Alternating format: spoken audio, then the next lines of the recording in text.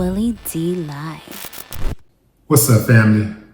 Pastor Gino Jennings roasted Donald Trump, your president, and all of Congress in a fiery sermon made for your ears only. Check it out. Trump is a leadhead. That's right. He's a fool. That's a fool. He is a fool. And many of you fellas in Congress, what is wrong with you? Yeah. How this man can say any dumb thing That's right. and conduct himself, and you little congressional whores Go ahead. that sit there like you're being ran by a pimp. You're too scared to say anything. Preach it. You bunch of Republican hookers. Preach it, man. You're scared hookers. Go ahead, man.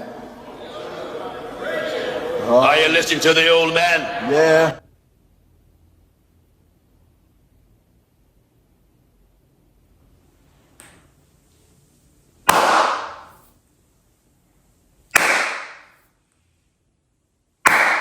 I ain't got no problem with that. Yeah, man. It's about time somebody behind the pulpit, put those words together and gave it to them raw.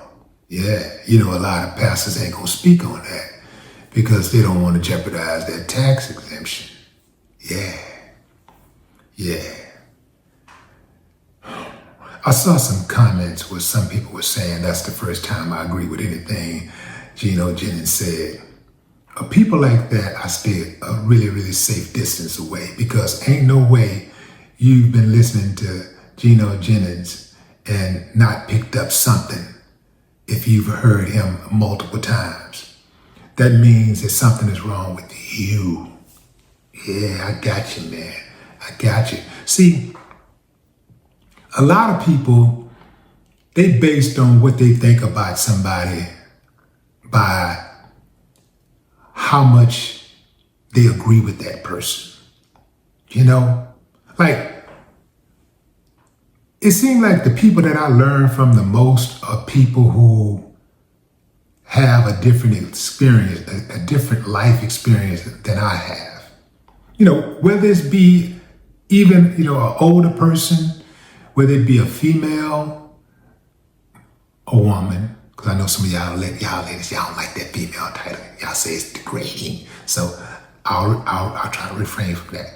But, you know, whether it be a woman, an older person, an older man, or even a child. Because a lot of times, man, kids are really, really sharp and you can learn something.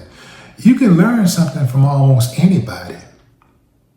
I had a drunk uncle and a horrible person, just horrible person.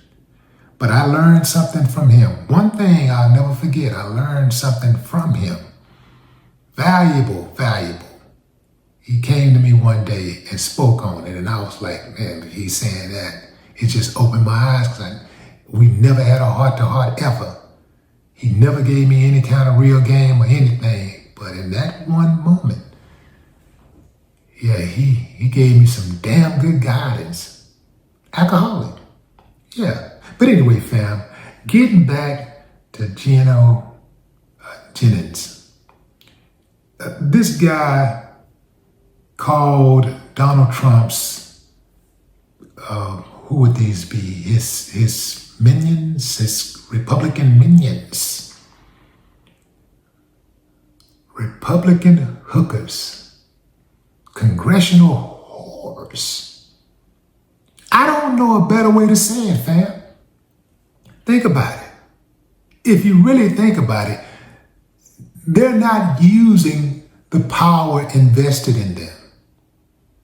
They're scared to death of Donald Trump. A dude who ain't gonna even be alive in 20 years. They're afraid of him. They're scared. They're scared of a dude who can't walk on water, who can't fly. He can't fly. He can't just flap his arms and start flying. He can't block bullets. He can't walk through walls. Why are you afraid of a man? It's a human being. How do you look, how do a man look himself into the mirror? Like, how does a man look into a mirror? And like what he sees, after he knows that he bows down and kisses the ring of another man. He kisses the ass hole of another man. How does a man look in the mirror like that? Especially when a man calls himself an alpha male, when he calls himself a real one. How do you look in the mirror and be scared of another man? Nah, man. Can't do it, won't do it. These people who enable Donald Trump, I would say that they're more responsible for his actions than he is, because they gave him the power. He didn't just assume power. They gave it to him. And they give it to him every day when they embolden him. Even after listening to the stupid things that he says and watch the stupid things that he does, they continue to support him and make excuses for him. Although those excuses are getting really, really weak these days. In fact, oftentimes they don't even get in the comment sections these days. But they're there. They're there because they're really waiting on a breakthrough that ain't gonna come.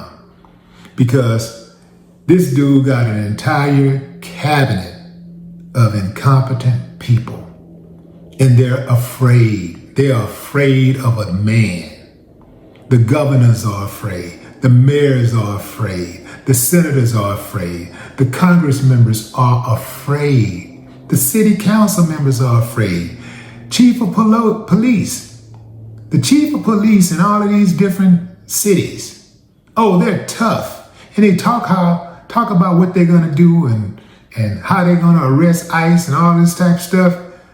And the moment Trump come through there, they fall back and then they start talking about how they're gonna support the president. Gavin Newsom is the only one who has power over a state that consistently calls dude out. He goes on the offense. He's not on the defense. A lot of these people, they wait till Trump do something and then they respond. Gavin Newsom go for his throat on a daily basis.